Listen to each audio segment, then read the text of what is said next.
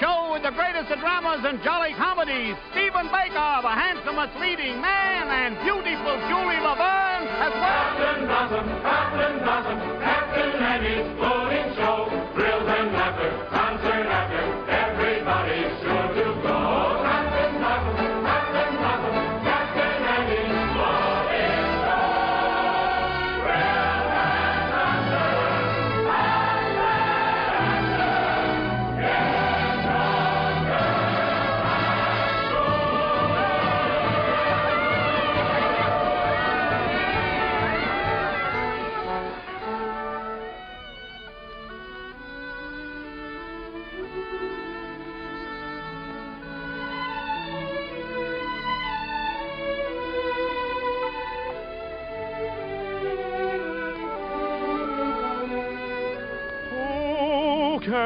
If my boat goes upstream, or if the gale bids me go with the river's flow,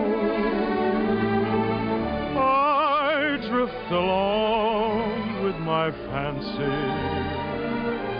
Sometimes I thank my lucky stars, my heart is free. Other times I wonder, where's the mate for me? Hello. How do you do? Are you an actress? Oh, no, but I'd give anything if I could be. Why? Well, because you can make believe so many wonderful things that never happen in real life. Well, if you like to make believe one thing, why can't we make believe we know each other? The game of just supposing is the sweetest game I know. Our dreams are more romantic than the world we see. And if the things we dream about don't happen to be so, that's just an unimportant technicality. So the cold and brutal fact is, you and I have never met. We need not mind conventions, P's and Q's. If we put our thoughts in practice, we can banish all regret,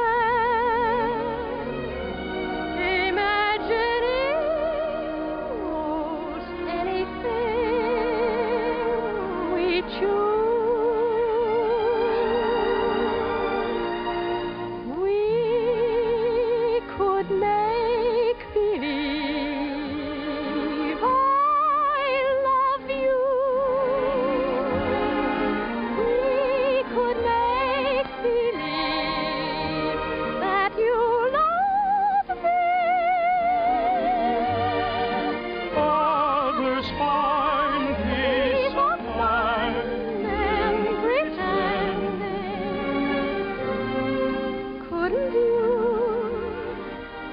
couldn't I?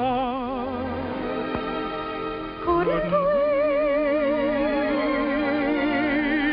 Make believe our lips are blending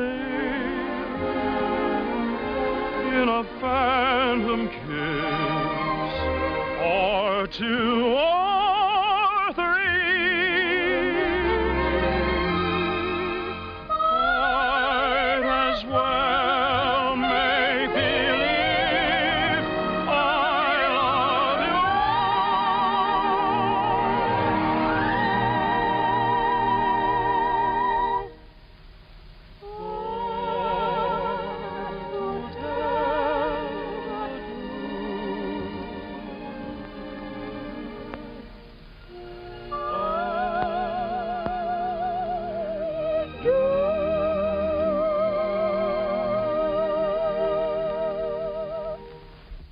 Magnolia? Yes, Mother. Goodbye. I hope I see you again.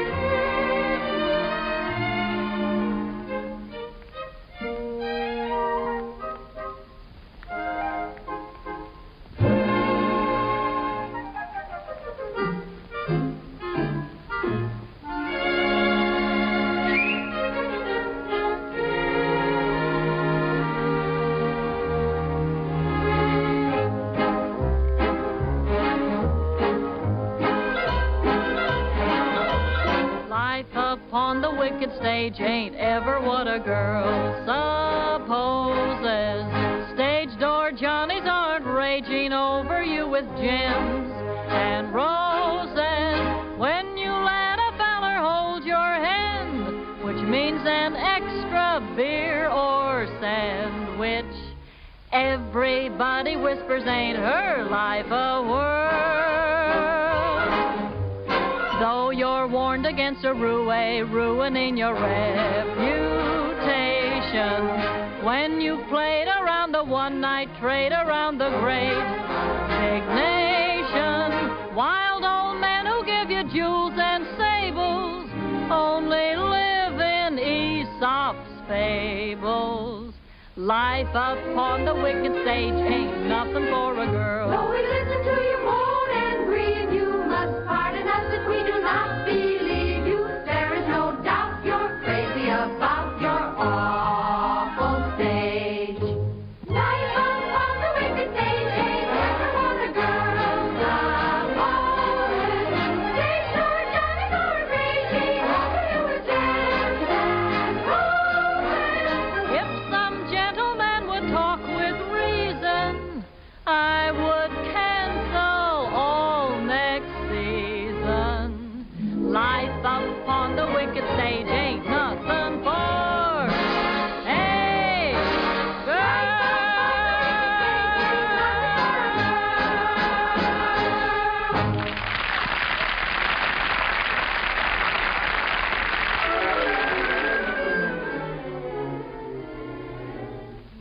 Oh, listen, sister, I love my Mr. Man, and I can't tell you why.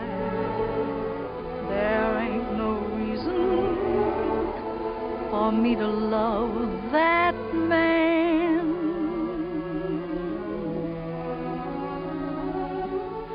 It must be something that the angels done planned.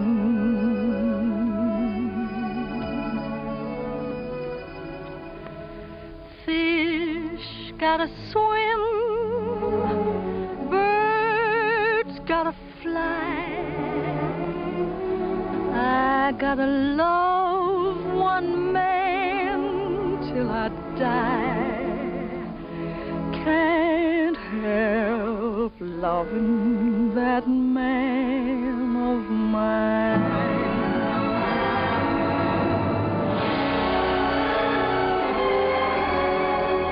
Tell me he's lazy, tell me he's slow, tell me I'm crazy, maybe I know. Can't help loving that man of mine. When he goes away, that's a rainy day. But when he comes back, that day is mine.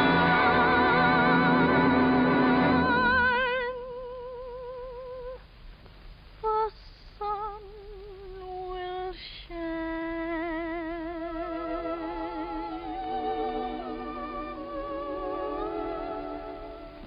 He can come home as late as can be. Home without him ain't no home to me. Can't help loving that man of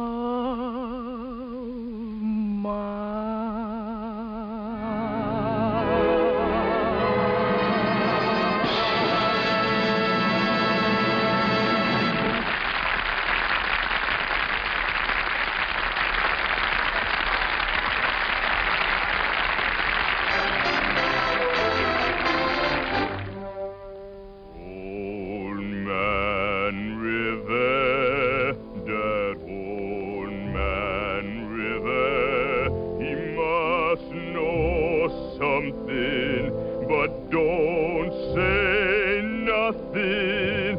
He just keep rolling, he keeps on rolling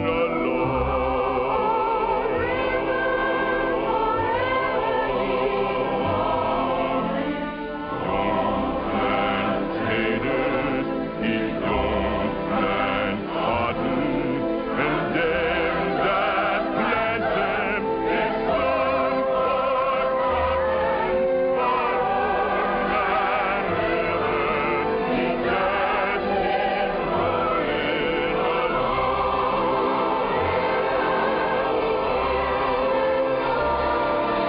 You and me, we sweat and strain, body all naked and our backs with pain. Open that march, lift that veil, get a little rock, and we land in death. Heart gets weary and sick of trying. I'm tired of living and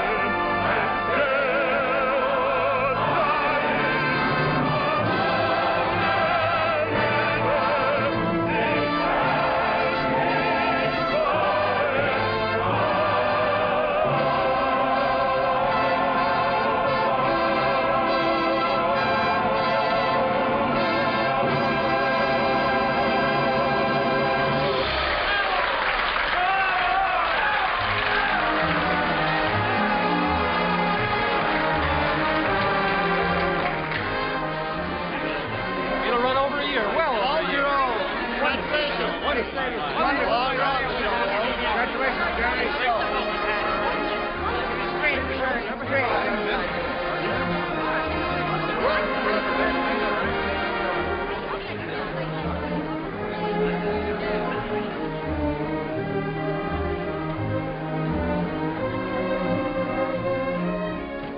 That was a swell show, Mr. Kern.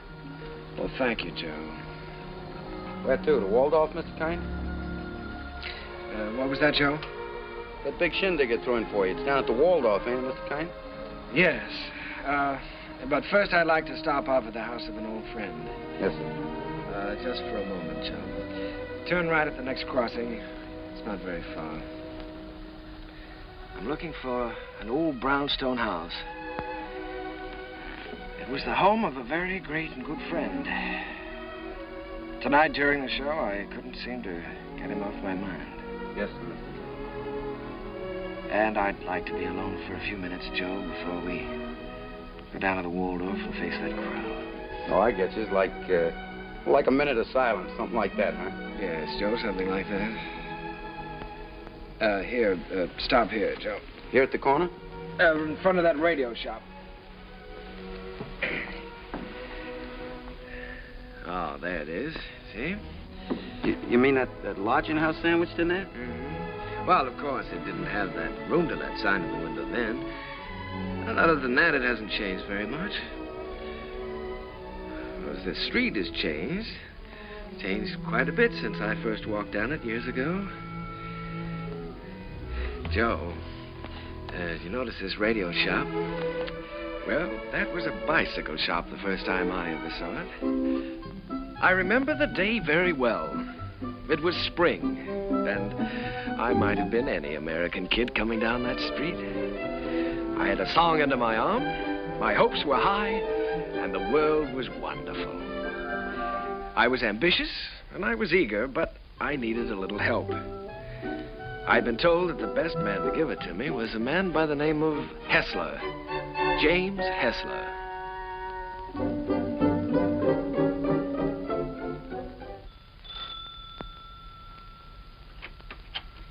Come in. You're an hour late already. I suppose you realize that. You can start on the upstairs bedroom immediately. Mrs. Muller, Daddy wants some more roast beef. I'll be there in a second, Mr. Hessler, and see that you get to their nests, young man. He's not the moth killer. I'm a songwriter. A songwriter. I see. You entered under false pretenses. Well, it won't do you any good, young man. Mr. Hessler isn't seeing songwriters anymore. He's going in for better things. Maybe he should have some roast beef. He's very hungry. Shh. Don't mention roast beef in front of a songwriter. Look, Aunt, give me a snack here. No, so it is, so it is. You feel like you're going to fall down and faint, don't you? Dear. Well, you can come in for a while. Can't have people fainting in the house, not even songwriters. Thank you. Come in, come in.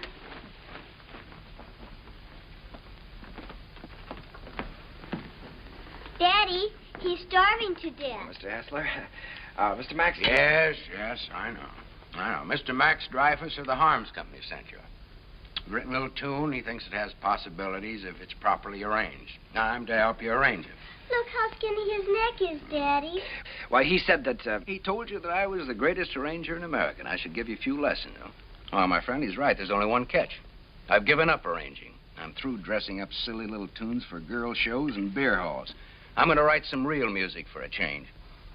Oh, here, Mrs. Set it down here. The trouble with you songwriters is all you ever think about is making money. Here, sit down, have some roast beef.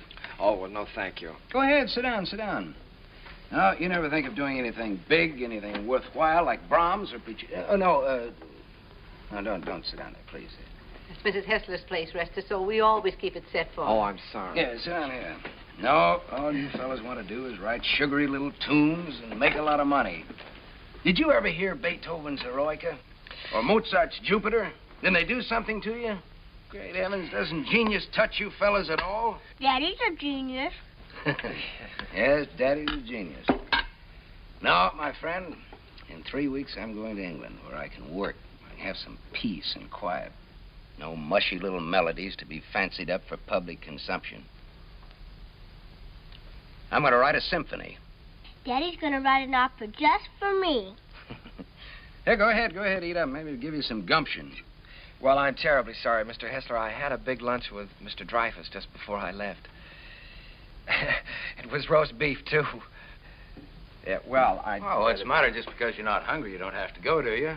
Have some brandy with me. Help me celebrate my liberation from mediocrity. Mrs., get a couple of liqueur glasses, will you? Sally, will you show the gentleman into the parlor? I'm going upstairs and see if I can find that bottle of Napoleon. Have you a song in there? Mm-hmm. I'm taking piano lessons. Daddy wants me to be an opera singer when I grow up. Why don't you write an opera? Well, Sally, I'm afraid I only write the silly little tunes. You know, the ones your father doesn't like. Let me see if I can play your song. Do you mind? Oh, I wish you would. It's very easy. Here.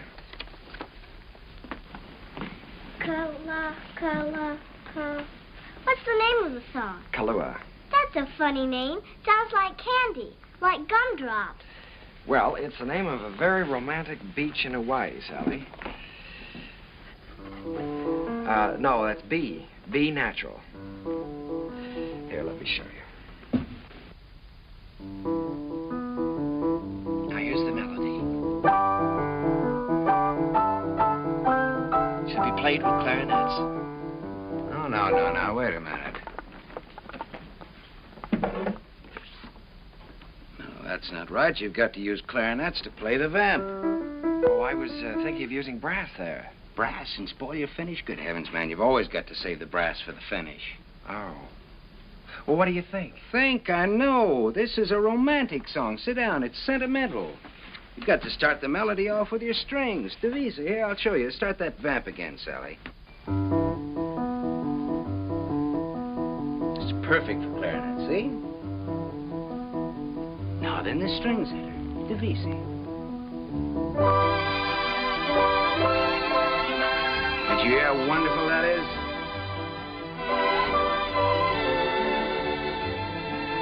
Now then add trombones, muted trombones.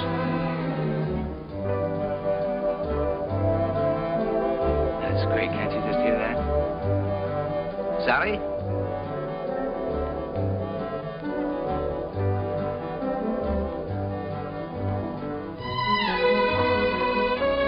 No, wait a minute. We ought to add flutes there. Light and easy.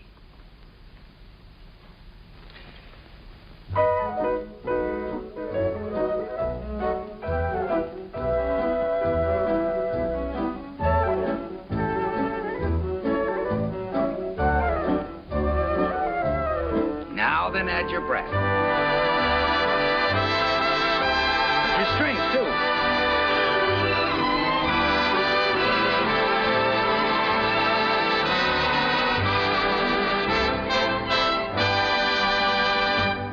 You see? Not easy? It's a good song, too. It's very good. Is that yours? Yes. Mm-hmm. That's all right. What's your name again? Kern. Jerome Kern. Well, I'm glad to meet you, Kern. Make yourself at home. And I did. My life became a pattern of notes and clefs, tempos and modulations. We worked hour after hour, day after day. It was the beginning of a friendship. It was the beginning of a lot of things. And now, not only did I have a best friend, I had a best girl, Sally. And what a girl. Oh, those were never to be forgotten days, and I hated to think of them ending. But at last the time came when Jim had to leave for England. Oh, here, Jim, let me help you. Oh, it's those symphonies of yours. They're as heavy and bulky as lead. Nice, they're not tinny like some tunes I've heard. Oh, Sally, honey, come here. All right, here we go. Fortissimo. Dum-da-da-dum-da-dum. Bum. Got it. Oh, you carry a lot of weight, Sally. It was easy. Come along, Sally. At least we're not going to miss the boat. Goodbye, Mr. Kern. Goodbye, Mrs. Goodbye, Sally. Bon voyage. What does that mean? Happy journey. Bye, Uncle Jerry. Be a good boy. This will be the end of it, boys. Don't forget to pack my song, Daddy. No, I'm good. She means Kalua. Well, that is her song, Jim. You know, if it hadn't been for Sally, I wouldn't be here now. Well, she's very fond of you, Jerry. I'm going to miss her. I'm going to miss all of you. Well, we may not be gone so long. It all depends on... You won't mind living here alone, will you? Oh, no, I'll get used to it. Jim, in case I don't get a chance at the boat, I just wanted to tell you that... Oh, forget it. I like arranging now that I'm through with it. Glad to have been some help. No, it's more than that. It's been your kindness and your home here. Look, Jerry, I just want you to write some good music, some real music. That's all the thanks I want. Don't waste your time fussing with those wheezy little tunes. Think big. Try to be somebody. I will, Jim. I'll try to be as big as I can. Yeah, good. That's fine. Well, we better be on our way. Oh, good heavens, Sally's song. You know, I'm so tickled that she remembered that. Remembered? It's your song, Jerry. She couldn't forget it.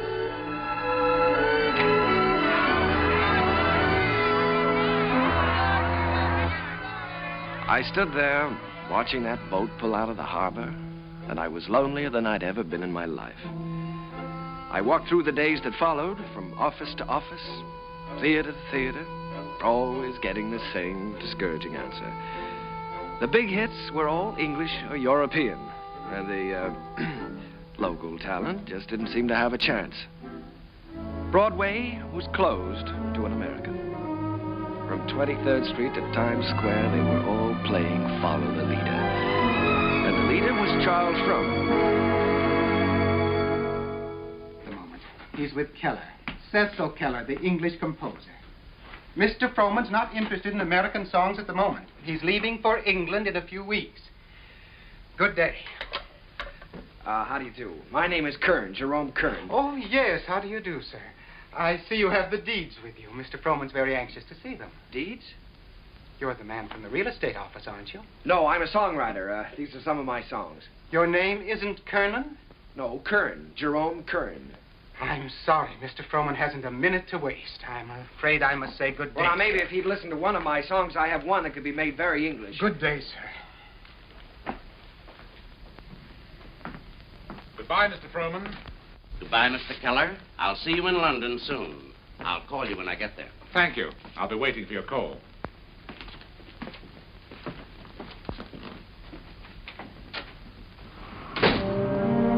I made up my mind that I was going to try to write music with an English accent. So I sailed for London. I wish I could say with flags flying and my courage high. But the sea and I and the boat didn't get along too well together. I was mighty glad to see land again.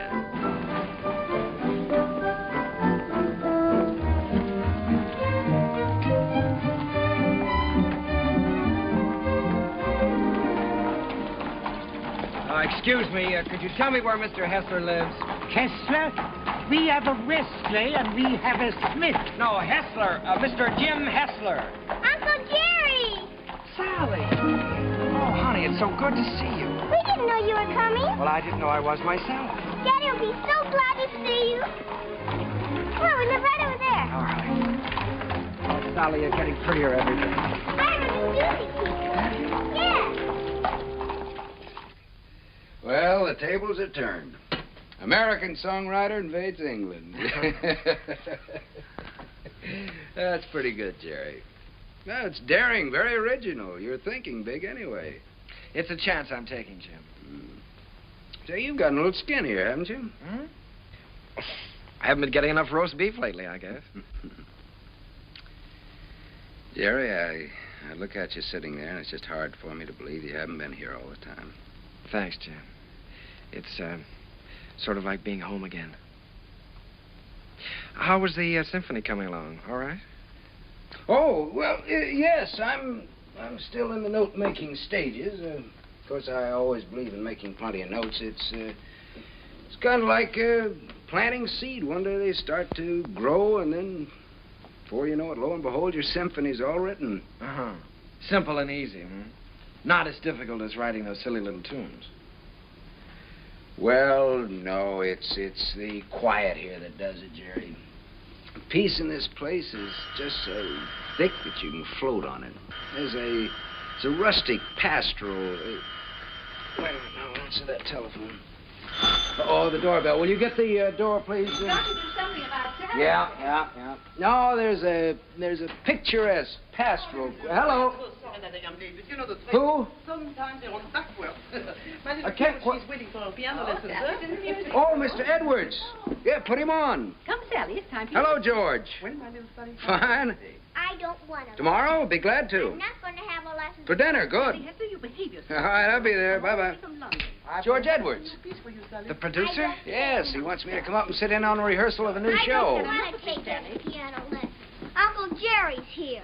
You've got to talk to your daughter. I can't do a thing with her anymore. Well, this is Uncle Jerry's first day here, and I shouldn't be made to take lessons. Should I?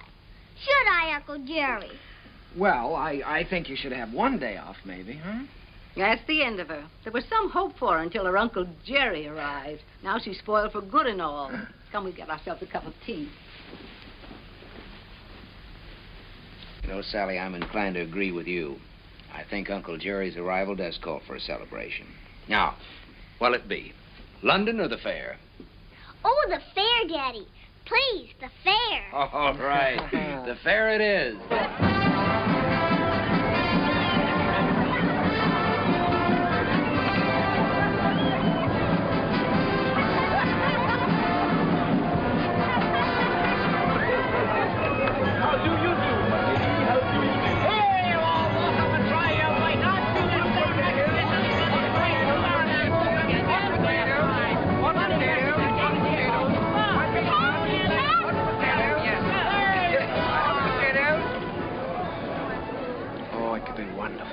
Could be wonderful.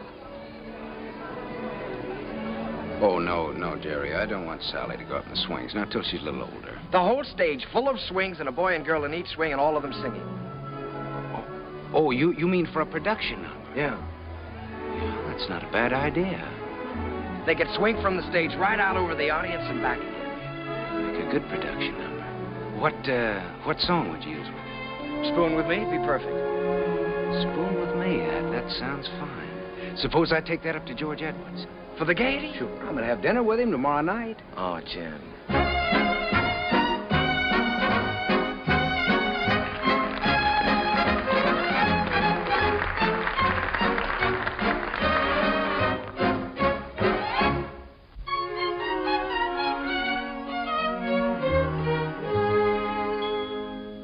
I don't know why I am so very shy. I always was demure. I never knew what silly lovers do. No flirting I'd endure. In all my life I never kissed a man. I never winked my eye. But now at last I'm going to break the ice. So how'd you like to try? How'd you like to spoon with me? I like to. How'd you like to spoon with me? Well, rather. Sit beneath an oak tree, large and shady. Call me little Tootsie Woodsy baby. How'd you like to hug and squeeze? Indeed, I would. Dangle me upon your knee. If I could. How'd you like to be my lovely darling? How'd you like to spoon with me? What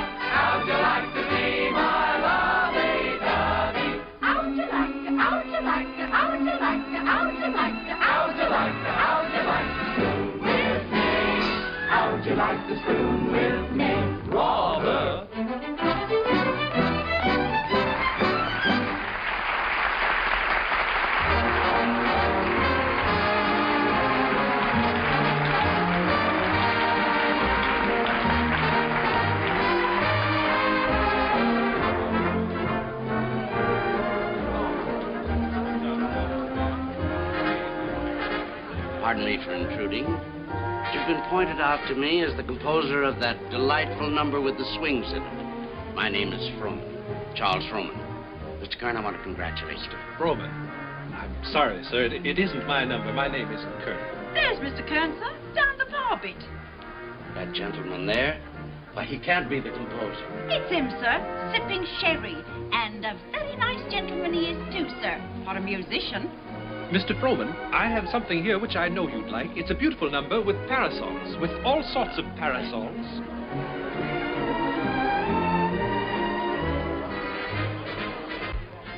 Mr. Kern? Oh, Mr. Froman, how do you do? I'm very glad to know you. Mr. Kern, I want to tell you I think your swing number is delightful. It has such beautiful English charm to it, really delightful.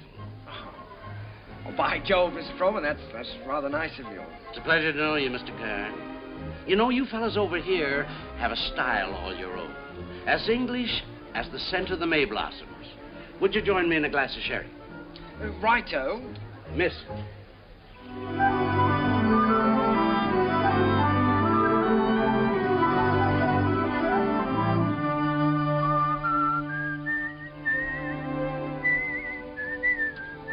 I'd give that one up if I were you. One song at the Gaiety, I think you can afford to take a rest. Well, if I could finish it, I know I could interest Froman in it. You ought to know by now that Charles Froman is only interested in English music and English composers. If I only had a piano, I know I could work this out right now.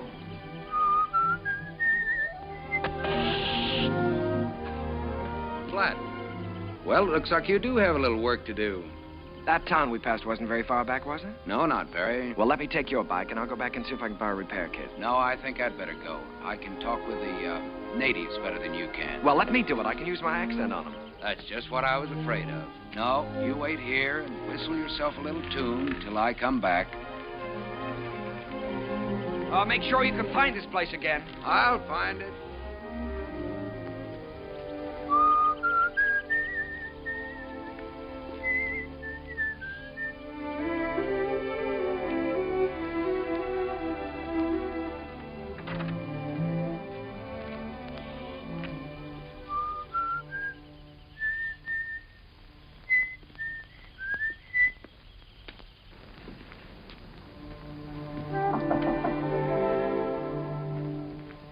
I say, is anyone there?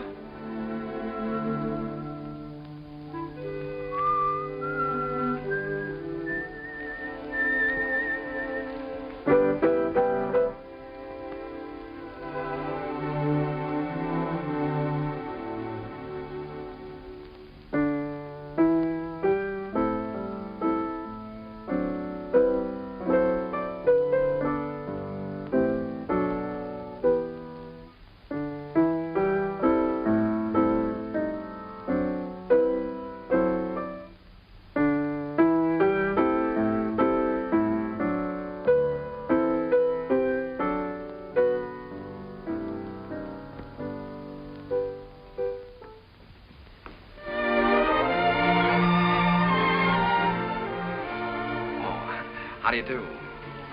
Did Mr. Timkins send you? Well, I was passing by on my bike, and I got a flat tire, and, well, then you don't work for Mr. Timkins. No, I happened to notice your piano through the window, so I thought I'd come in and try out a little tune. I see. For a minute, I thought you were the piano tuner. No. Well, I'd better go before the owners... what do you do here? Gardening? A little. Oh. Well, I don't know whether anybody's told you, but for a working girl, you're very pretty. Thank you. You're an American, aren't you? Yes. Yes, I'm a songwriter. As a matter of fact, that song I was playing as you came in was mine. Did you like it? Oh, what? You wrote it yourself? Sure. Oh, I write lots of songs. Maybe you've heard this one.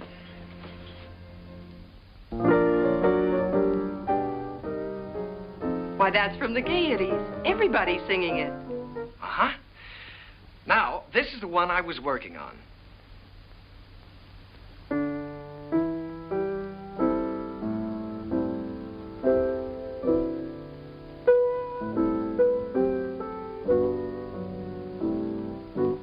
That I'm going to try to place with the Gaiety, too. Of course. I would if I were you. Don't you believe I wrote these songs? Tell me, When you compose, do you always break into people's houses to borrow their pianos? No. All right, I'll tell you what I'll do. If I place this with the Gaiety, I'll send you tickets and you can come and see for yourself. Will you? I'll tell you when I get the tickets. I beg your pardon, miss, but your mother would like to speak to you. She's in the upstairs sitting room. Thank you, Katie. I'll be right up.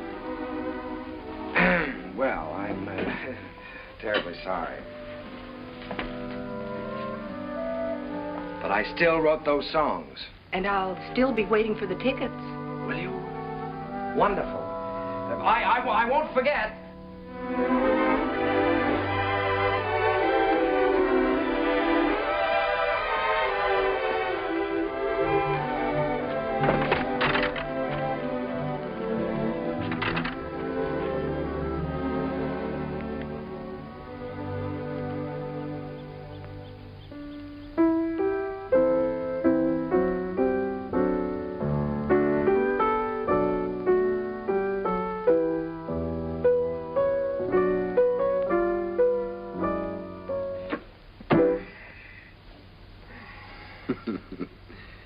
And you were the lad who wasn't going to fall in love with anybody for a long, long time. Well, this girl is different.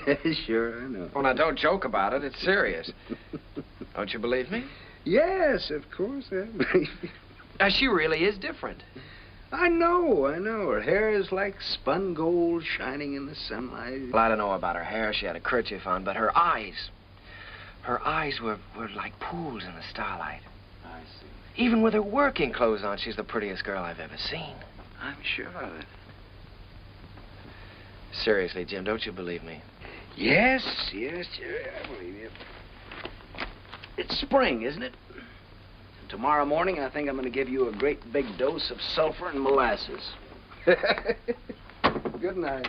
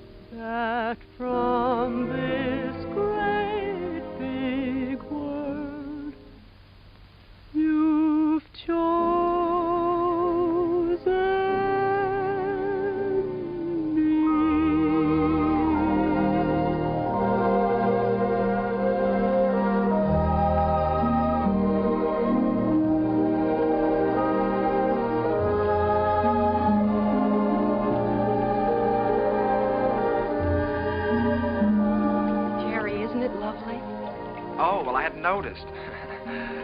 When I look at you, I can't seem to see anything else.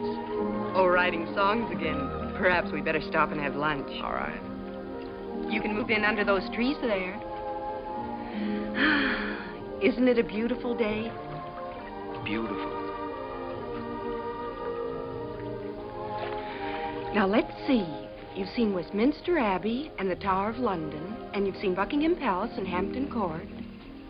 Maybe there's something I can tell you about this place. Eva, let's drop the history course for a while. Do you mind? Not that it isn't interesting, but, well, there are a few things I'd like to know about you, too. Well, all right. What would you like to know about me? Oh, just the ordinary things. things you like and things you don't like, and where you went to school, and who was your first beau, and what you want out of life. That's a tall order. Where shall I start? The things you like. Oh, I guess I like what everyone likes. I like books and picnics and dancing and music. What about musicians? Oh, certainly musicians. And what do you want out of life? Oh, I guess again what everyone wants. Happiness. Have you ever given any thought to getting married? Why, of course. Doesn't everyone? Are you set on any particular type of man? I have been at different times. When I was 16, I desperately wanted to marry the star cricket player at rugby. And now? Now? Oh, now I don't really know. Except that he must have a sense of humor, and he must be kind, and he must be intelligent and good company. And of course, he must love me very much. Well, I know somebody with at least one of those characteristics. Someday I'll tell you all about it. Oh, good afternoon, good afternoon, good afternoon. And how have you been this afternoon? Well, I'll tell you how I've been. I've been looking Never mind, never mind. You feel wonderful. You feel great. How could you be otherwise after such a beautiful day? Tell me, my friend, how is your knowledge of English history? English history? Did you know that London happens to be the largest city in the world? Yes, I know that. Did you know that within the county of London there are 14 road bridges that cross the Thames? Now, there's the Waterloo. There's You don't say. Sounds dull, huh? Well, it's far from dull, my friend, when your history teacher is as beautiful as all the sirens of history put together. Did you know that all the swans on the Thames belong to the King of England? No, fancy that. And the male swan is called a cob. Well, what does that get? And did you know that when you walk into Hampton Court, you're walking right straight into history? Oh, my dear friend, you have so many things to learn about England. Have you ever heard of a man named Charles Frohman? Frohman? Well, that's a familiar name. The face escapes me. How can you talk about Frohman when I'm talking about love? Oh, so that's been the theme of this little dissertation. Yeah. Well, I'm glad you informed me. Oh, that's all right. Because the next time Frohman's office calls, I'll tell him that you're too busy to be bothered. Yes, you tell him that I'm too busy.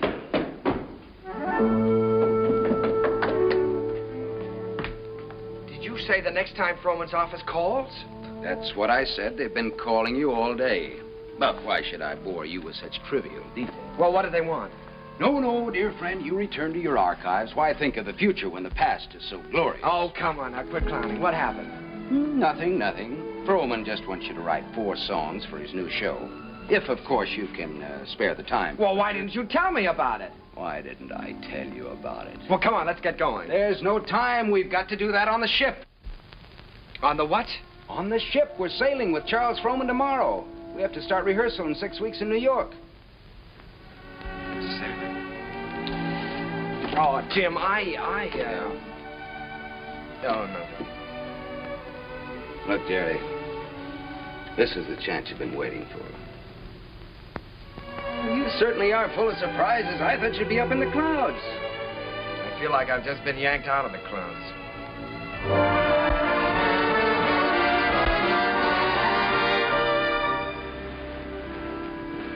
Jerry, aren't you coming down for lunch? No, Jim, I'm not very hungry.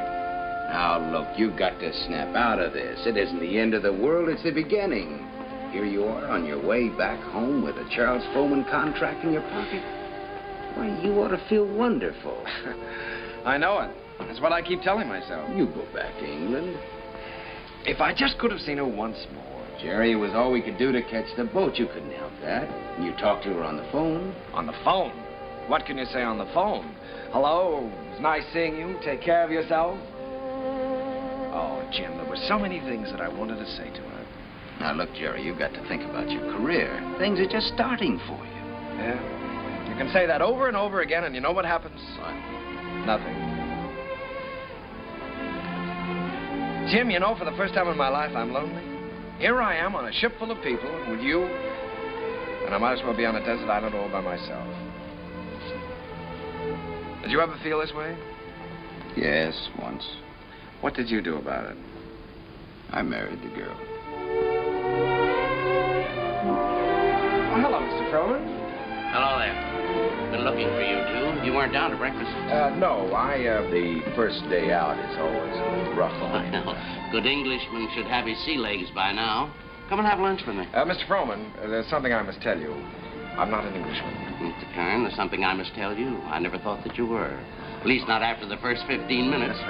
Matter of fact, I'm very proud to be able to present a new American composer to Broadway. Thank you, Mr. Froman. I have a lot of faith in you, Jerry. Just received a wireless from Julia Sanderson. She's accepted the part of the girl from Utah. Wonderful. Now I've got to have a great song for her. If it's a love song, he's got one.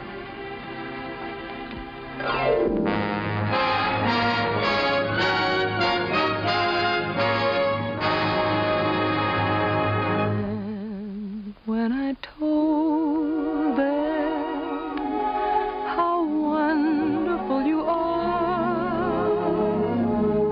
they didn't believe me. They didn't believe me. Your lips, your eyes, your teeth, your hair are in a class beyond compare. You're the handsomest boy that one could see. And when I tell them, and I'm certainly gonna tell them, that you're the boy whose wife one day I'll be, never believe me. They'll never believe me. That from this great big world you've chosen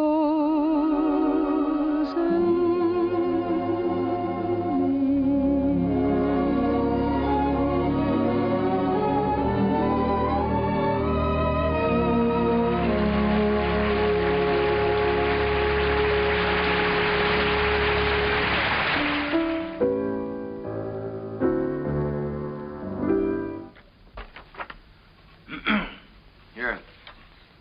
I've got the Clouds number worked out pretty well now, I think. I never realized that writing a complete score was such a job before. Well, one good all-night session like this does wonders. We could use another week. We weren't 3 weeks late already. Oh, I hope he likes it, Tim. Rowan, he'd be crazy about it. If he hadn't gone out and bought himself another show while he's been waiting. Good morning. Sally, what are you doing up? I'm going to have my breakfast. Right. It isn't morning already. No, it can't be. Sally, you'll be late for school. I'm coming. Say, Jim, don't you think I better call Froman's secretary and get an appointment? Yeah, you better call him at home. It's a little early. Good morning. Bryant, 2446, please. Do you think it's in good enough condition for him to hear? Oh, yeah, sure. It's in good shape for a first draft. Hello, this is Kern, Jerry Kern. Mr. Froman was expecting me to call today about an appointment. He's leaving for England. Well, but he promised that he was going to listen to my show, Oh Boy, for his next production. Sales today. Oh, all right, thanks. Well, that's it. He's gone over to buy himself another English show. Well, he can't. No? No, he can't. We worked like dogs on this score, Jim. And I had all my plans made, too. After he bought it, I was going to jump the next boat for England. I'd forgotten about that young lady. Wait a minute. I've got an idea. My passport is still good. Why don't I take the same boat he's taking today? Wonderful. Get him on board ship and he can't get away from you. That's right. Then I can sell him the show. Wonderful. Then I can go and see Eva. Sure. You can get married. Well, yeah, probably have to ask her first. Well, that's an idea. Well, I'll go and phone the steamship company. Right, I'll go back. Driver, you think you can make it all right? If we get a break in traffic and the old engine holds out. Oh, Uncle Jerry. Jerry, come on now. We've only got a few minutes. Jerry, if you want to miss that boat, come on here.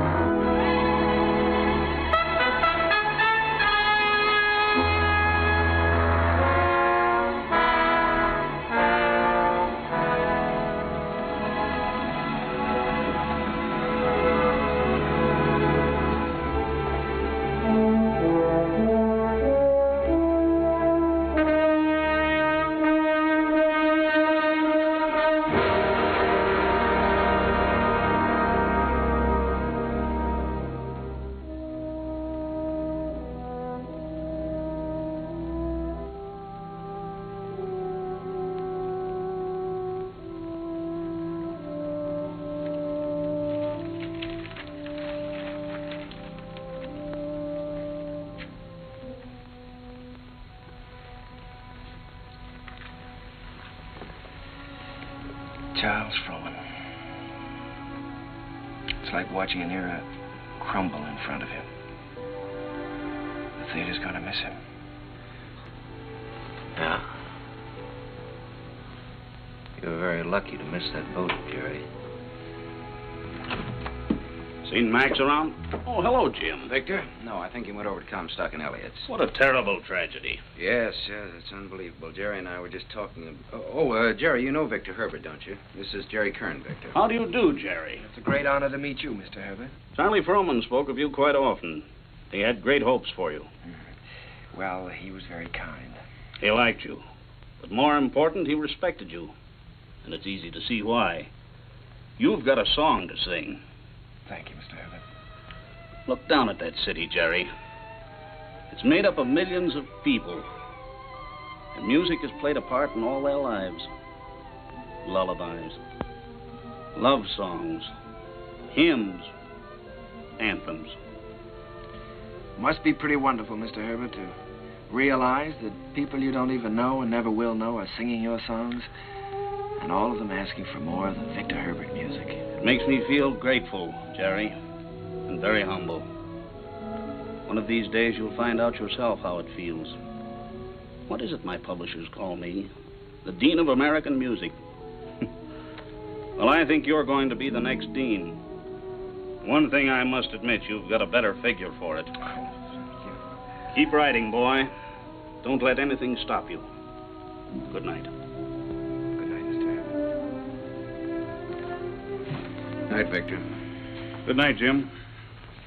Good evening, Mr. Herbert. It's a deal, gentlemen. Congratulations. Comstock and Elliott are going to produce Oh Boy. Max just sent me over with the check. What's the matter? Aren't you fellas happy? Yeah, we're happy. Thanks. Turn out those lights again, will you?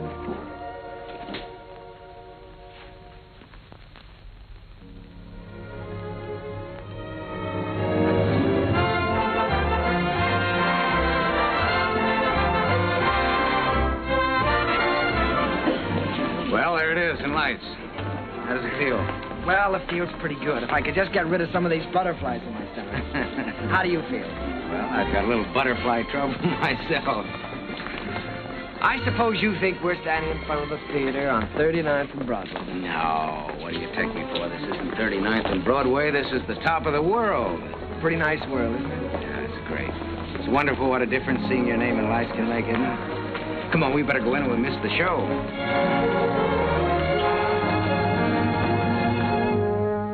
The rain comes a pitter-patter, and I'd like to be safe in bed.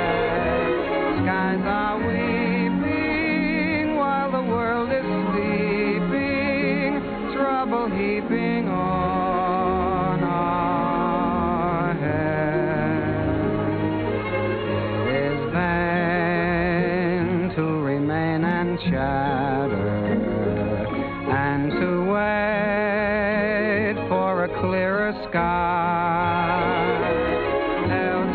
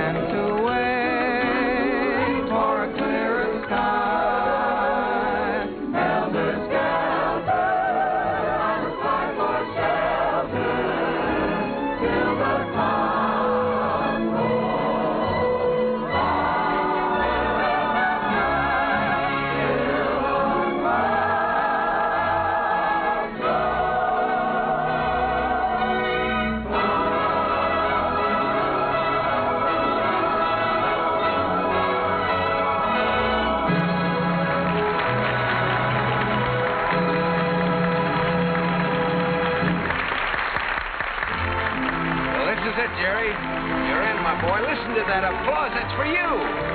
Don't wake me up. Don't anybody wake me up.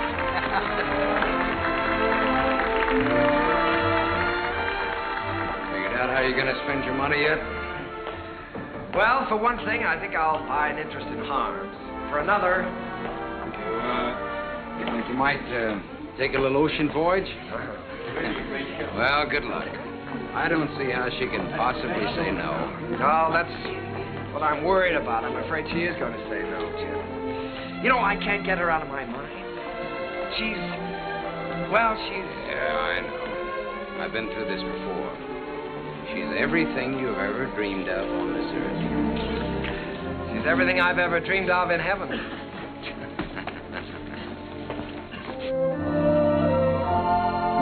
Oh, Jerry, let's stop here, shall we? All right.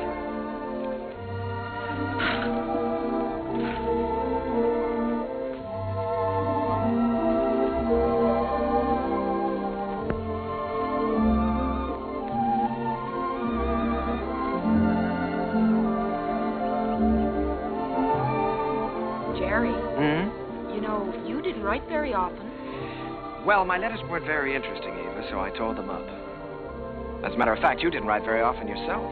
A lady doesn't correspond with a gentleman, unless it's a reason other than a personal one. Oh, well, now, doesn't that sound a little silly to you? No, it sounds altogether fitting and proper. Oh. You want to fight? A lady doesn't fight. Well, what does a lady do? Oh, you're impossible. Well, you're right. If I were you, I'd have nothing to do with me. In fact, if I were you, when I ask you to marry me, I'd say no. Just on the grounds that a lady never says yes. Now, see here. Are you going to ask me to marry you? Might, with a little encouragement. A lady doesn't... In my country, if a lady wants to be asked, she has to be encouraging. In my country... In your country? What in your country? Well, there are proper ways to go about such things in every country. Oh. Well, then let me put it this way. From the very first moment I saw you, when you walked in from the garden, I knew that out of all the women in the world, I'd finally found the right one. The only one. I wanted to tell you then. I wanted to say, hello, funny face. I don't know your name or anything about you, but I've loved you all my life. You were my first school teacher, my first date, the first girl I ever kissed, and everything in the world to me. You see, I recognized you immediately. You thought all that? That's right. I stood there thinking that, wondering what you'd do if I kissed you. What would you have done? What would you do now?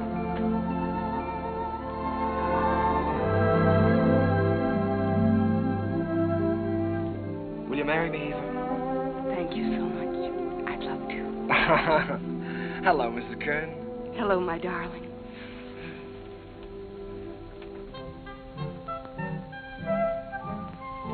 They're here, Daddy. They're coming up the steps.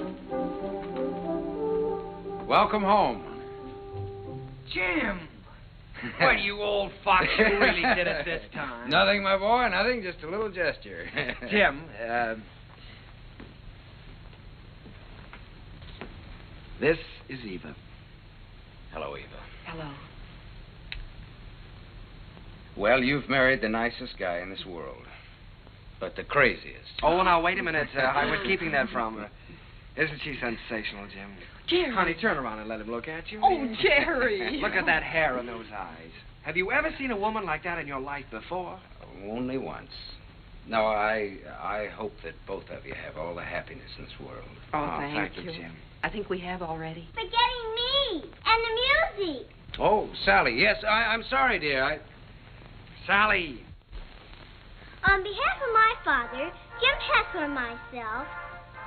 On behalf of my father, Jim Hessler and myself, I wish to congratulate you on the start of your voyage into the great sea of life. Oh, Sally. Well, on behalf of my wife and myself, I thank you very much. I'll take it. Hello, Mrs. Hello, Mr. Kern. Sally, it's so wonderful to see you. Why, you have grown up, haven't you? Sally, this is your Aunt Eva. On behalf of my father... Thank you, Sally. We're going to be real good friends, aren't we? Yes, I expect we are. Well, what do you say? Let's all go in and have something to eat, shall we? Oh, Jim, it's so good to be home again. Yes, it was good to be home. I felt I had everything in the world. Happiness, success, and the wife I had dreamed about. I wanted to put it all into music. Eva's smile and her eyes and what it meant to be with her. And at last it seemed to me that the clouds had rolled by. First, there was Leave It to Jane. Leave it to Jane, Jane, Jane. I don't know why you should make me plot and plan for you. She is the girl with I always try to do everything I can for you. No problem you can wish on her gives her a strain. She'll tackle gaily, a score or more daily. If something is on your mind, and I can see that there is not a dot of it. Comfort you soon will find. Leave it to me, I will soon get you out of it. If you have started worrying, kindly refrain and just hand over the whole thing to Jane.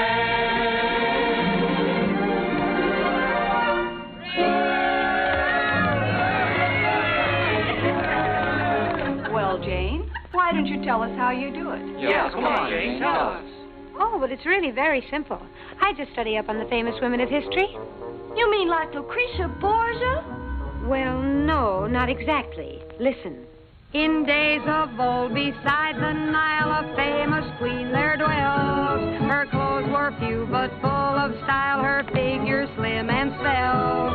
On every man that wandered by, she pulled the Theda Bara.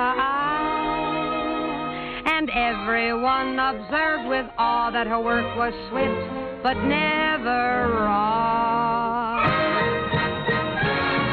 I'd be like Cleopatra if I could have my way. Each man she met, she wed and kissed, and she dozens on her waiting list. I wish that I had lived there beside the pyramid. For a girl today don't get the scope that Cleopatra did.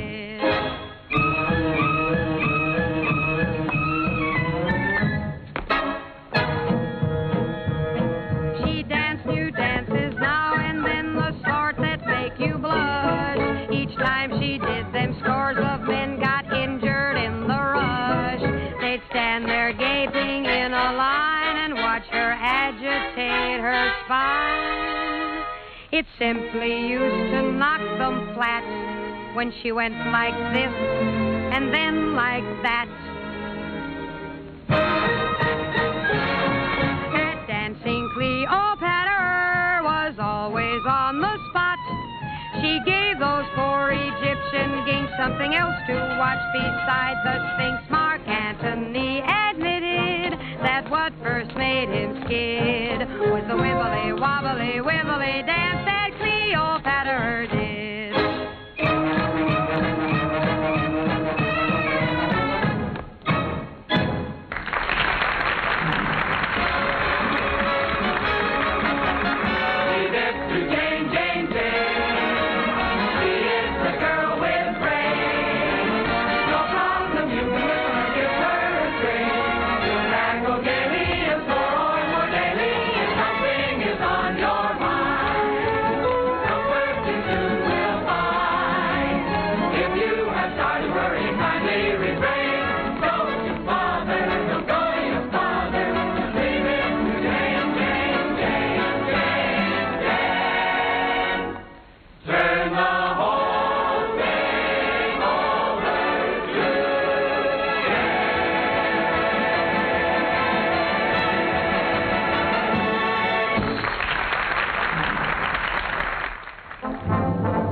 Once again, Broadway belonged to the Americans. To George M. Cohan, Irving Berlin, George Gershwin, Vincent Youm, Buddy DeSilva. I was working in mighty great company. And in one of my own shows, Sally, I was fortunate enough to have the reigning queen of the era, the wistful, lovely, unforgettable Marilyn Miller.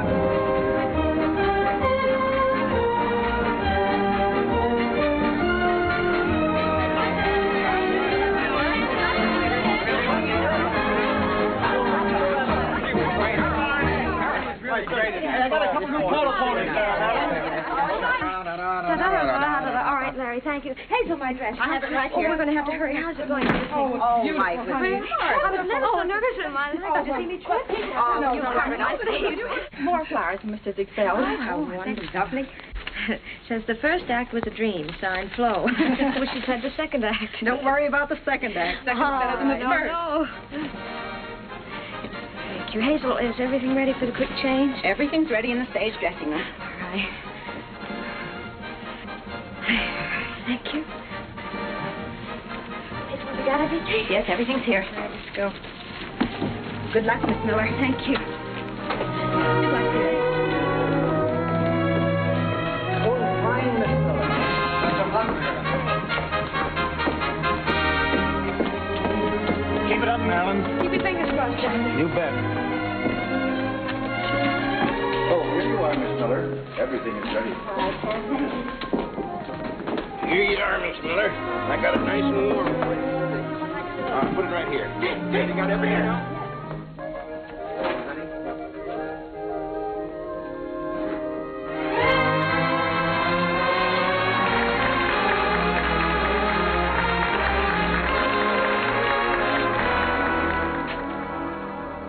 As I wash my dishes, I'll be following a plan till I see the brightness in every pot and pan. I am sure this point of view will ease the daily grind, so I'll keep repeating in my mind.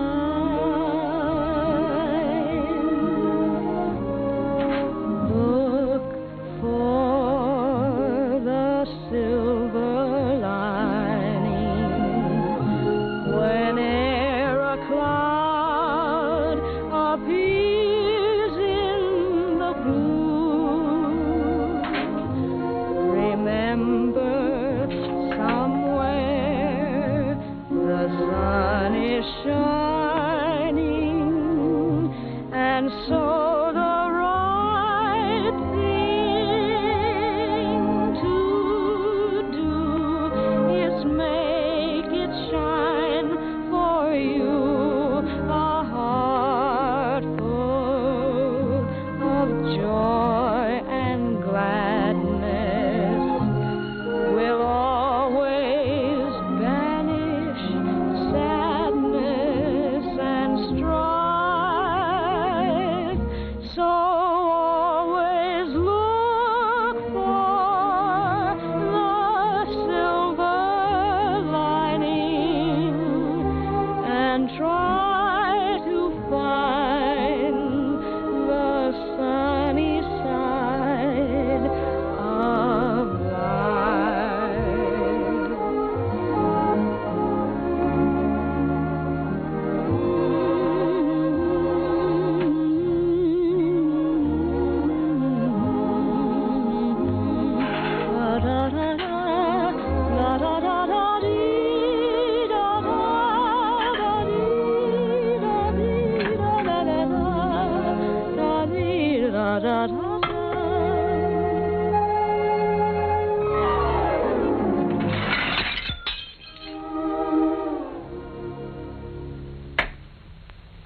So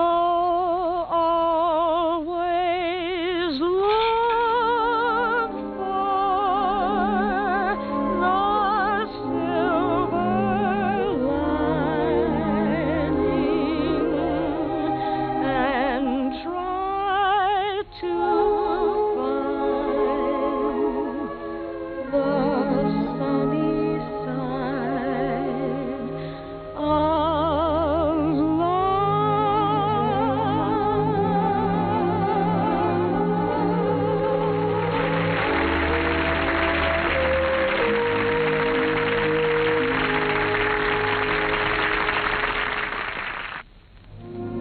I never thought I'd ever keep a scrapbook, but it was nice to know that people were singing my songs and asking for more.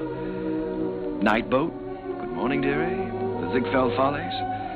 Curtains went up, curtains came down, and I think I got to look a little more like a musician. Eva grew lovelier with every passing year. Our life was rich and full and very satisfying. And Jim and I, well, we grew a little grayer, a little more settled, perhaps. He was still working on his symphony, Or so he said. But on the whole, the years didn't change as much. However, they certainly did change Sally. She was quite a young lady now. She'd been away at school. In fact, many schools. Well, Sally. Hello. Darling.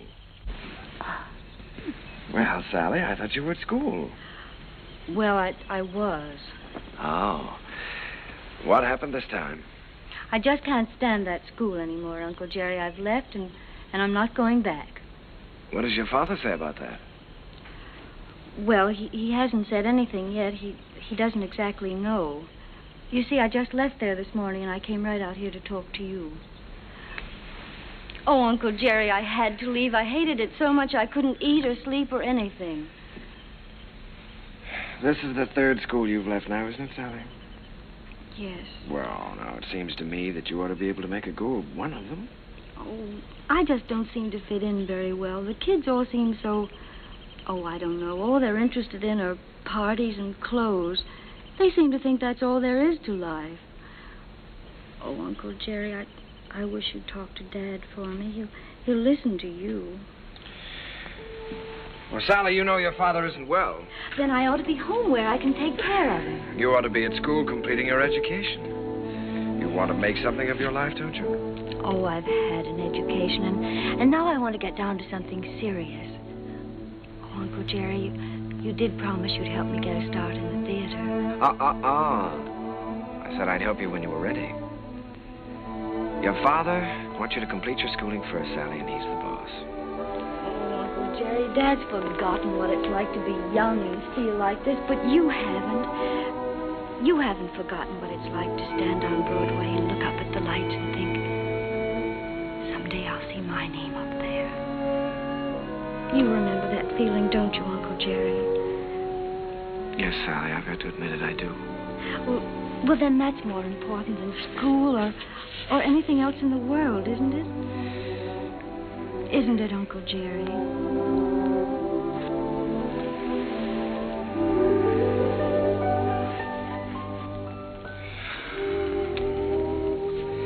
It's the third time, Jerry. Yes, I know. Maybe we shouldn't have made her go back before. After all, if she hates it so much. Oh, Jerry, you can't keep on running away from things all your life. It's time Sally found that out. Well, you can't live another person's life for them either, Jim. It isn't fair.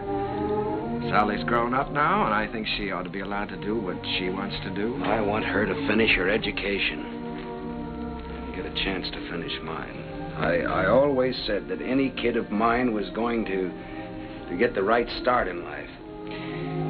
Well, what's right for one person isn't always right for another, Jim. You know that. Jerry, the trouble with that girl is she's just plain stage-struck. She comes by that honestly enough, doesn't she? Remember how we used to pound the sidewalks and knock on doors? Nobody could stop us. Goodness only knows enough people tried to. Remember how thrilled we were when we finally realized we were in? So what right have you or I to interfere with Sally? Yeah. Well, what are we going to do, Jerry? I'd give her a part in Sunny. So cast. Part of Gwen hasn't been cast yet? Gwen, well, it's only one line. Gwen is going to have a song. The doctor's here, Mr. Hessler. Oh, fine, Miss. Doctor, I'll be with you upstairs in just a minute. Good evening, Mr. Kern. Hello, Doctor. You know, when you get to be my age, you start collecting pills. Well, Jerry, I hope that works out all right.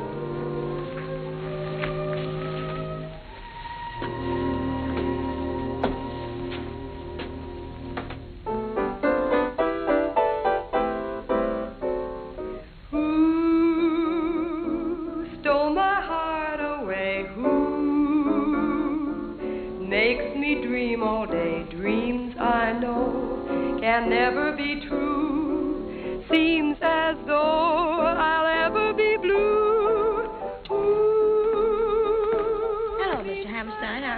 Very well, Miss Miller, and you? Hello, Oscar. Jerry. This is a charming number. I was just telling Jerry how much I liked it. What a fine lyric you've written. Oh, thanks. Jerry, I've just been talking to Mr. Dillingham, and he thinks that Who should be a big production number instead of a solo, and that, of course, Marilyn ought to sing it. Oh. Well, then, of course, we'll have to do it. It puts me in rather a tough position, though, Oscar. After all, I did write it for Sally. I know you did, Jerry, but we'll give Sally something else. Oh, she's going to be awfully disappointed. It's a wonderful song, and I'd love to sing it, but I hate to take it away from her. Well, it's for the good of the show, Marilyn. I think you're right, Oscar. Have you thought, though, how you're going to tell Sally? It's not going to be easy. Oh, I thought you should tell her, Jerry. Oh, I was afraid you would. Well, after all, you know her so well, it shouldn't be too difficult. Well, it would be a lot easier if I didn't know her so well. Would you like me to tell her? I'm sure she'll understand. Would you do that, Marilyn? Certainly. Ask her to meet me in my dressing room. And don't worry. Thank you, darling. But Uncle Jerry wrote that song for me. I know. And I know how disappointed you must be, too. But, Sally, disappointments are part of the theater, and you've got to be able to take them. Well, the very same thing happened to me in my first show. I had to give up my song to the star. I think I felt pretty much as you're feeling right now. Then I think it's a pretty low, miserable trick for you to pull on someone else. Sally, listen to me a minute. This is your first show. You're just starting. Now, there are going to be a good many songs and a good many shows for you. It may be difficult for you to understand now, but one day you'll realize you've got to give and take, whether you like it or not. I'll never take a song away from anyone else, especially if it's their first real chance. Sally, please don't put this on a personal basis. I don't want to take the song away from you. Then why are you doing it? Mr. Dillingham thinks it's best for the show. And what's best for the show is more important than what I want or you want or any personal feelings involved. Don't you see that, Sally? Yes, I see it all right. You're trying to take my song away from me, and you aren't going to get away with it. Uncle Jerry wrote that song for me, and I'm going to sing it. I don't care whether you are the star. You're not going to take it away from me. Sally! She can't have my song, Uncle Jerry. Don't let her talk you into it. I don't care what happens. She can't have my song.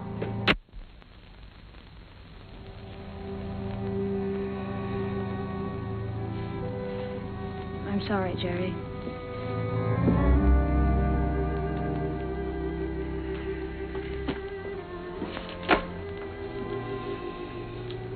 What is it, Sally? Am I still in the show, Uncle Jerry? If you want to be. You won't have a song, though. He took my song away from me, the song you wrote for me. Sally, there's a little thing called the good of the show. Apparently the show didn't seem very important to you this afternoon. Not important? You didn't care what happened to the show just so long as you got your way. The theater doesn't work that way, Sally. Nothing works that way. I learned something today. I suddenly realized that you're not ready for the theater yet. Not ready? No. All you have to offer is a small talent, a great deal of conceit, in return for which you want success.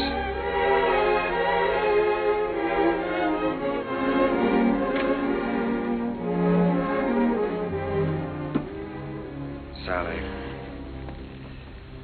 I've known you and loved you ever since you were a little girl. I couldn't love you anymore if you were my own child. But I must say this to you. You're not going to get anywhere in this life by using people. And until you realize that, you're not going to have the respect of anyone. Sally, I'm ashamed of you.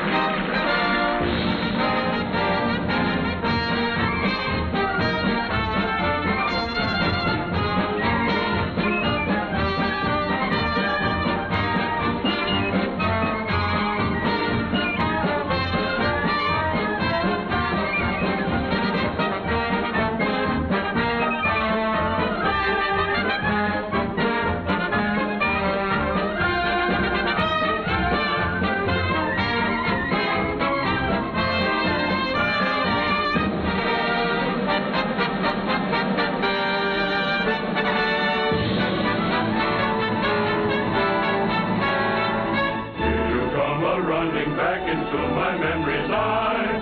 Little playmate was my game mate in the day gone by. Ragged dresses, tangled dresses, flying o'er the hill. Heaven bless us, you know that's the Sheriff Jackson still.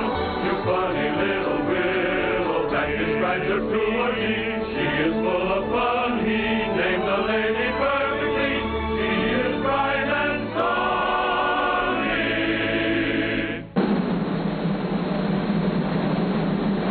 Never comb your hair, sonny. Leave the breezes there, sonny. Let your stockings fall down for shocking. The sound is all that you do. Smiling all the while, cowboy. Where'd you get your smile from, boy? Little sunny girl, be my honey girl, sunny.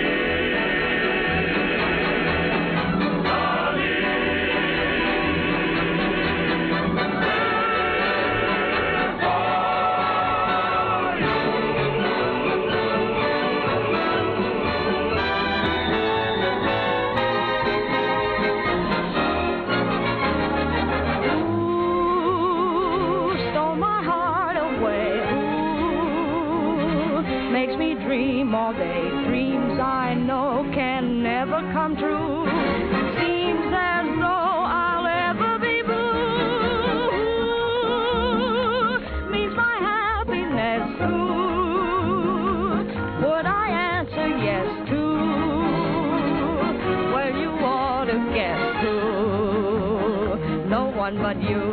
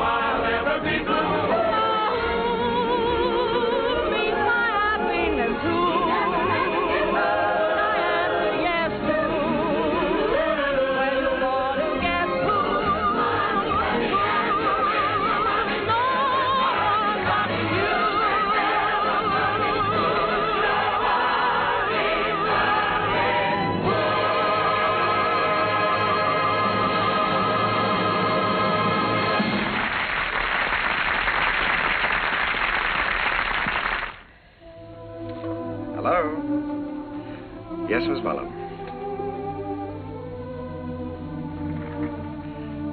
You sent for the doctor? Is Sally there? Oh. Well, you be sure he stays in bed, Miss Mullin. I'll be right over.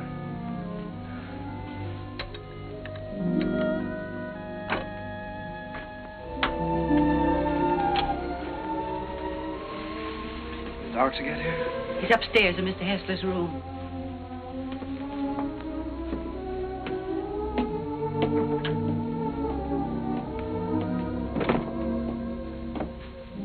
It's his heart. I wouldn't stay very long. Mr. Hessler could use a little rest.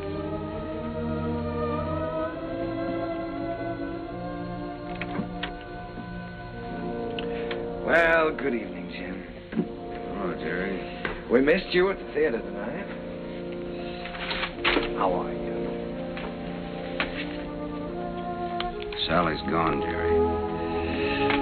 Yes, I know. Mrs. Muller told me. She didn't come down for dinner, so went up to her room.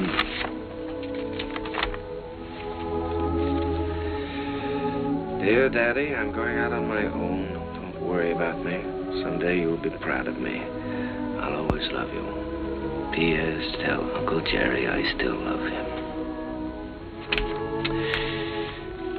It's all my fault, Jim. I shouldn't have suggested that she'd be in the show.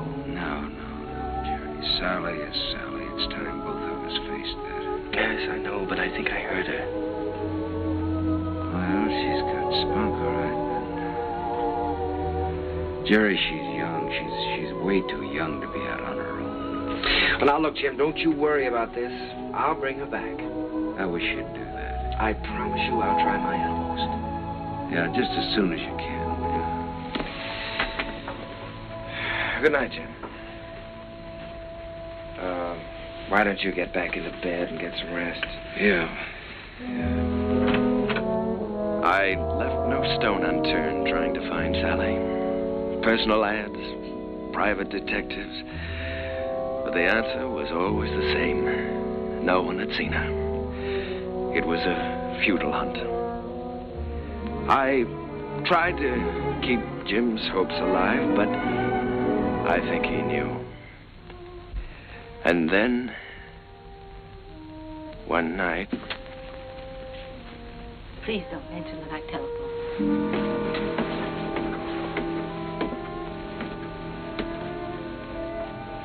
I think, Mr. Kern, you'd better go up right away. He's been asking for you.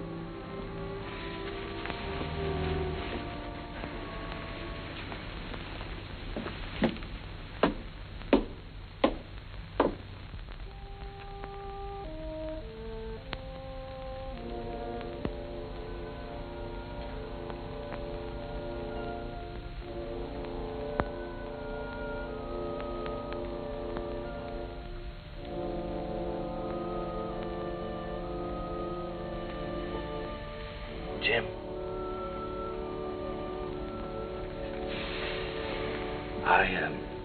I was just driving by. I thought I'd drop in and say hello. Yeah. You forget I've known you a long time. Feeling better, aren't you? Yeah, I'm fine. That's good. All you need now is a little rest. Kind of quiet around here now. Yes, it is, but things will be popping again just as soon as Sally comes back. Have you heard from her, Jerry? No, not directly. But I've got a couple of very good leads. I've got a hunch they won't be very long now. Then I'm going to see to one thing, Mr. Hessler. You're going to finish that symphony. I've kept you from that too long now. I forgot about that symphony. Forgot about it years ago. Well, what about your notes? I never made any notes. I was just posing as usual. You know, I used to go around hollering about being a genius. You are a genius, Jim. And you with your wheezy little tunes. You were writing the real music. The folk music of America. Thanks, Jerry, for letting me kind of stick around. No, wait a minute. Let's get something straight, Jim. I didn't let you hang around. If it hadn't been for you and your faith in me, I would have quit half a dozen times, you know that. And if we're going to start handing out bouquets, I just want you to know that I don't know where to begin to thank you.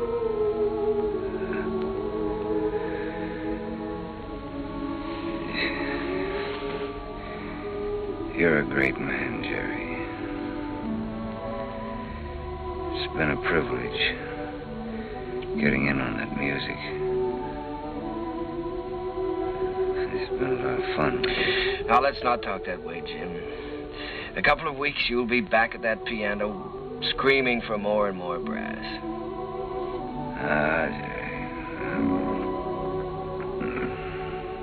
This looks like the time for strings. Jerry, if I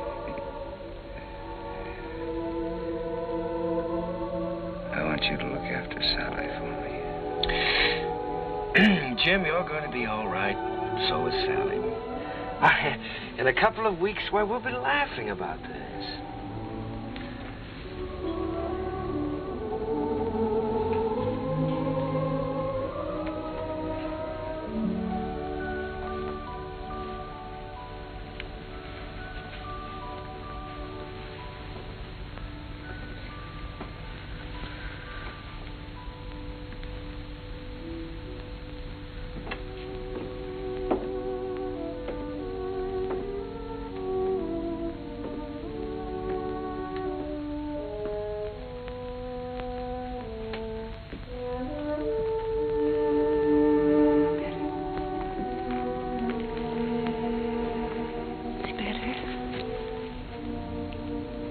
If I made some coffee.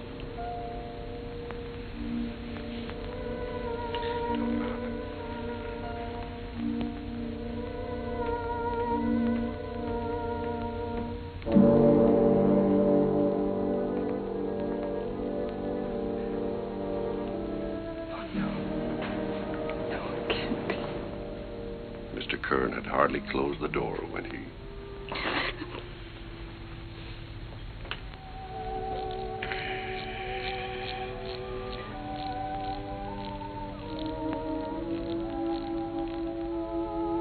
I was completely lost, completely helpless. Jim was gone, and I had failed him, was still failing him. I'd lost a world with Jim's passing, and everywhere I walked with ghosts, reliving lost hours, pacing a world of memories. I couldn't even think in terms of music. I began to feel that I might never write again.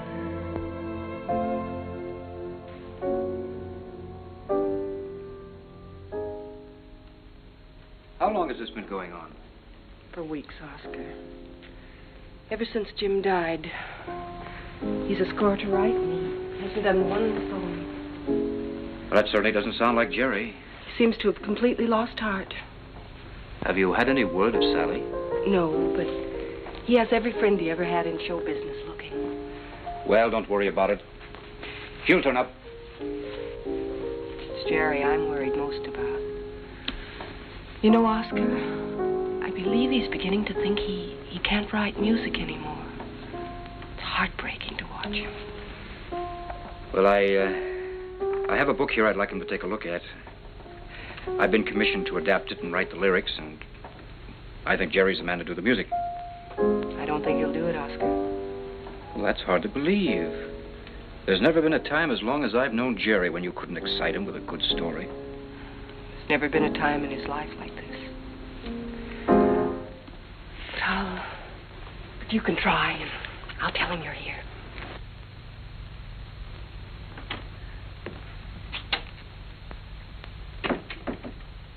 Hello. How's it going, dear? Oh, fine, darling, fine. I was just tinkering a little bit with the melody, but it's going to be all right. Of course it is. Aye, it is raining, isn't it? Jerry, Oscar Hammerstein's here. Oscar? Oh, darling, why didn't you tell me? Oscar, come in. Oh, Jerry. My goodness, it's good to see you. Won't you sit down? Sit down. Thanks, Jerry. Well, what's new? I'll tell you what brought me out here, Jerry. I came across a novel that I think's going to make a great show. Now, if you'll do the music, I'd like to do the book. Oscar, I'd love to. I really would, but, I have so many commitments right now that I don't think it wouldn't be fair to you or anyone concerned. Suppose I leave the book with you and you glance through it when you have time. Oh, it's no use, Oscar. Well, I'll leave it anyhow. See you next week. Won't you stay for dinner? I'd certainly like to, but I have to get back to town. Bye, Eve. I'll see you to the door, Oscar. Bye. Bye.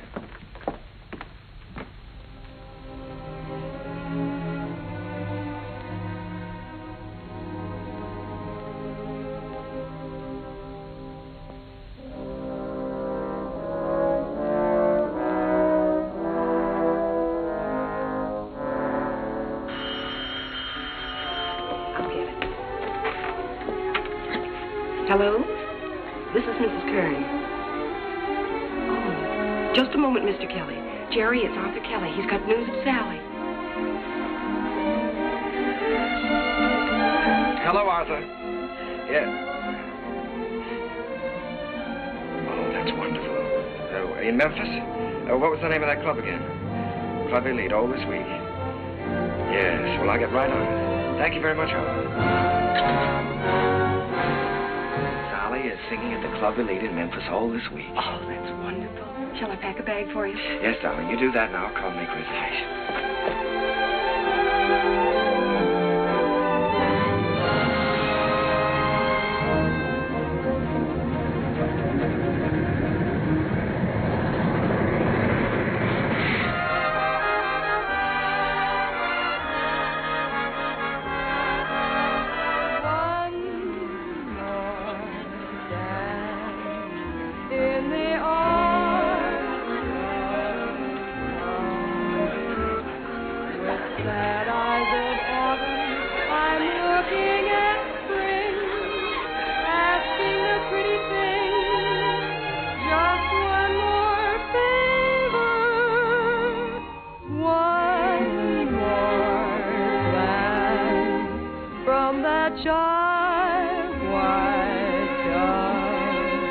One more night, if you will. One more flight. One more thrill. One more dance, if you will, with me.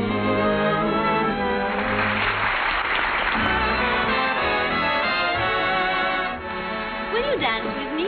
Oh, no, thank you. No. Go ahead and dance with us, No, Charlie. thank you. Go ahead. Charlie. Will you dance with me? I sure will, baby. What's this? Sit down.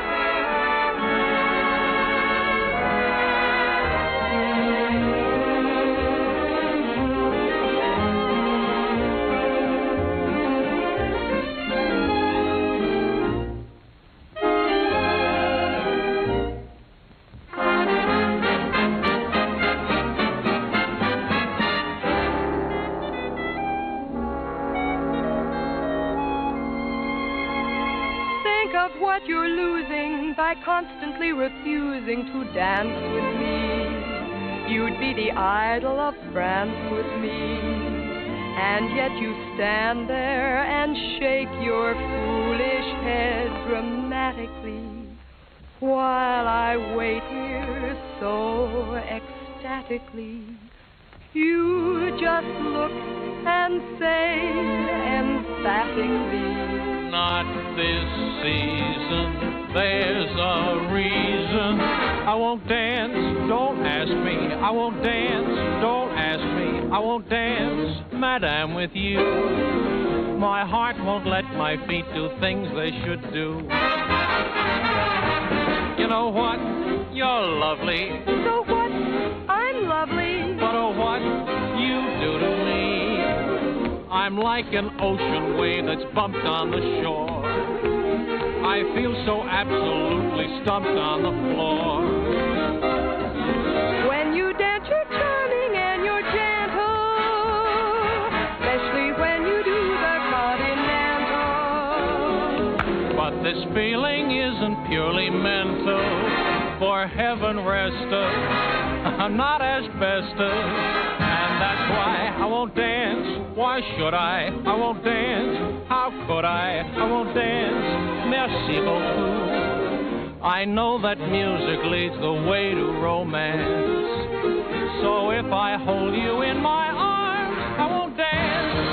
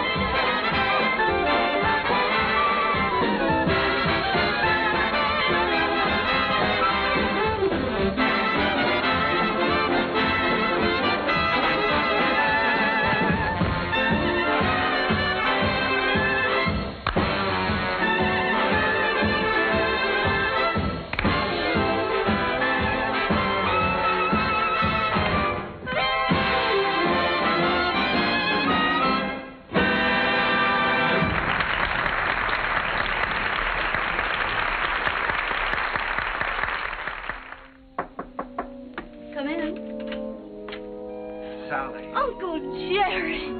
Oh, Uncle Jerry, I'm so glad to see you. What are you doing here? Well, I was out front watching the show. Did you see what we did to your number? Yes. I bet you'd like to show me. Not at all. As a matter of fact, I liked it. I wish that some of the people who think my music is highbrow could have seen it. I'm so excited, I don't know what to do. You look wonderful, Uncle Jerry. More handsome than ever.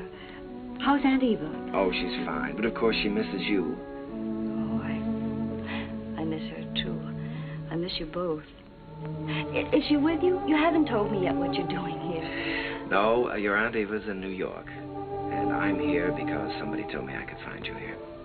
I've been looking for you for a long time now, Sally. Oh, Uncle Jerry, you shouldn't have bothered. I'm all right. Oh, I'm sure you are, but I promised your father I'd look after you. Sally, I want you to come back to New York with me. I can't, Uncle Jerry. I'd like to, but I can't. When I heard about my father, I never realized he was so ill, Uncle Jerry. You know I never would have left him. I know that, Sally. When I heard about him, it was as though someone had forced me to look into the mirror for the first time. I loved him very much, and I knew I'd broken his heart.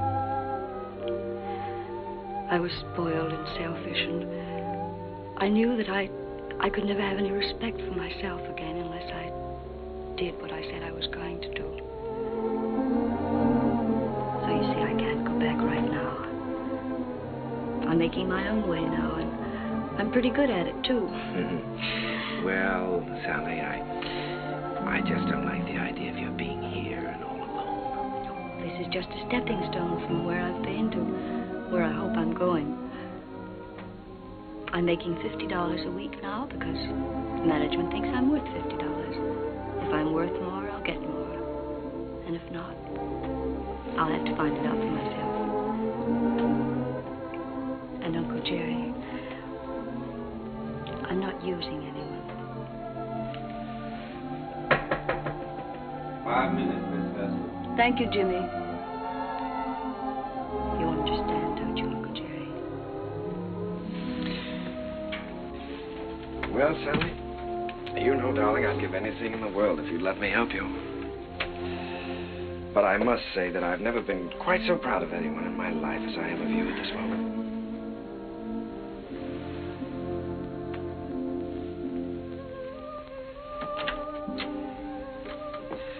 Good luck, darling.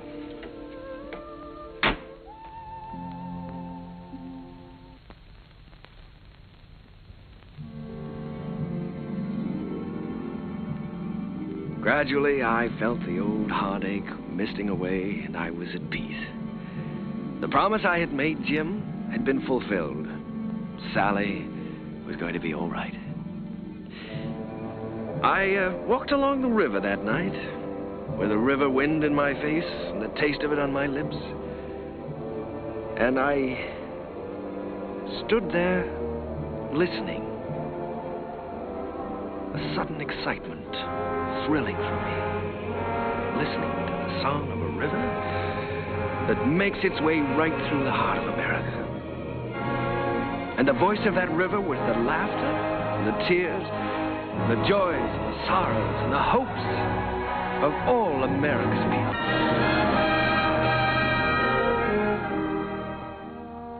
Well, Joe, that's my story. It's too bad Mr. Hessler couldn't have been there tonight, Mr. Kern. Oh, he was there, Joe. He'll always be a part of any music I ever write.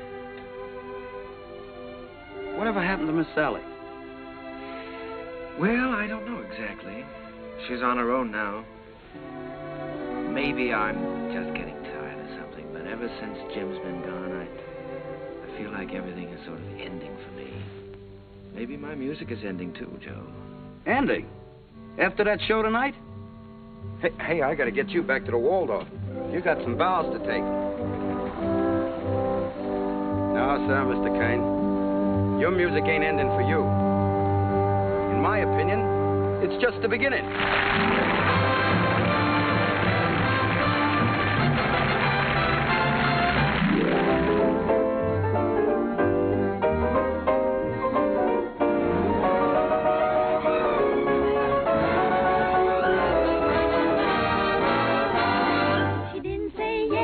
didn't say no, she didn't say stay, she didn't say go. She wasn't so sure that he'd be good. She wasn't even sure that she'd be good. So what did she do? I leave it to you. She did just what you do.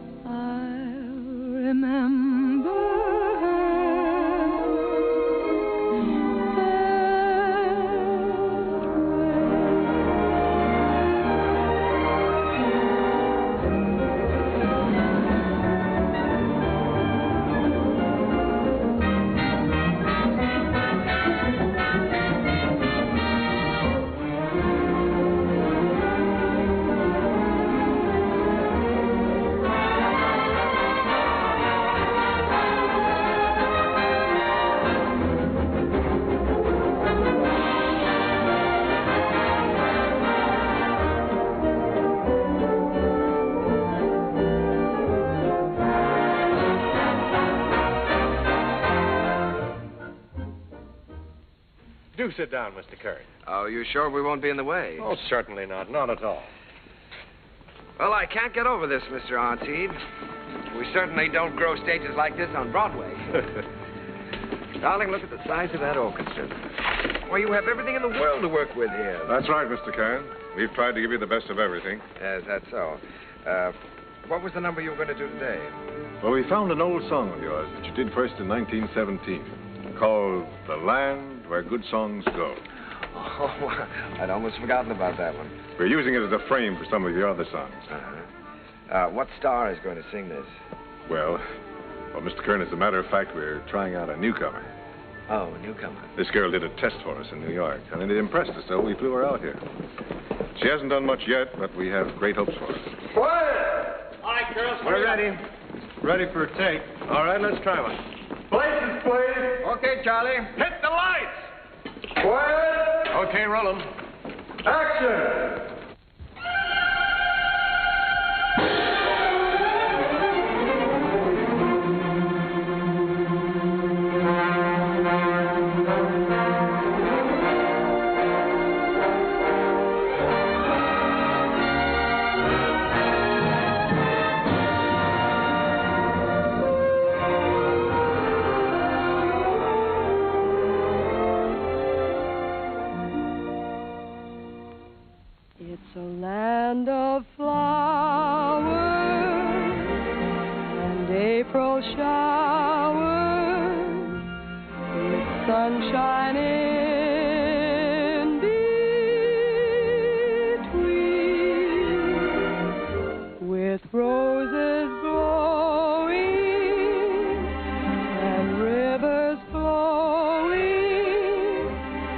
grasses growing green. No one has Like her, Mr. Kern? Like her? I love her. I'd rather hear her sing one of my songs than anyone else in the world. Wouldn't you even?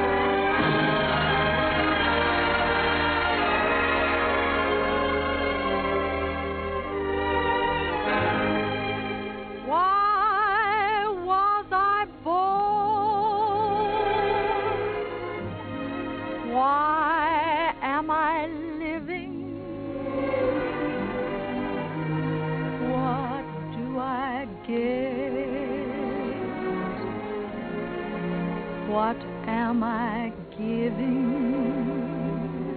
Why do I want the things I dare not hope for? What can I hope for? I wish I knew.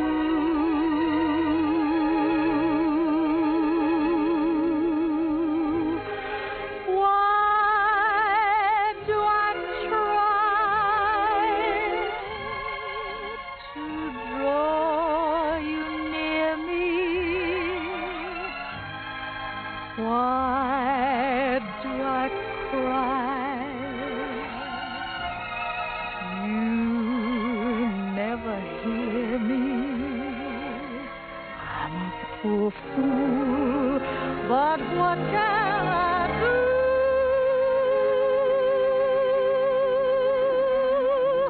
Why was I born to love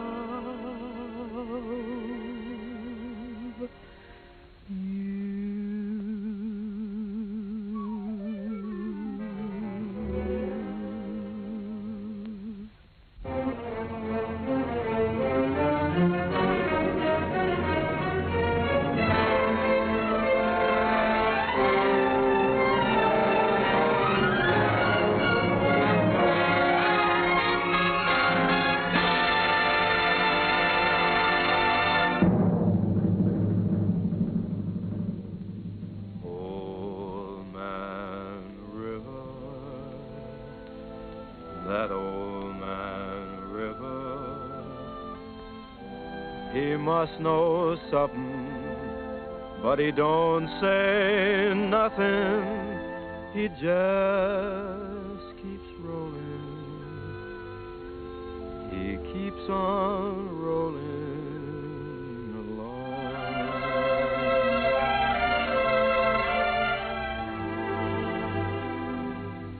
He don't plant taters, and he don't plant cotton, and them what plants 'em is soon forgotten.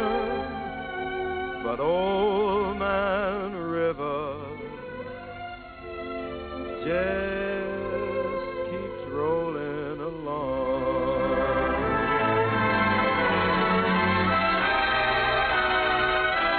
You and me, we sweat and strain, bodies all aching and racked with pain. Tote that bar, lift that bell, you get a little drunk, and you land in jail.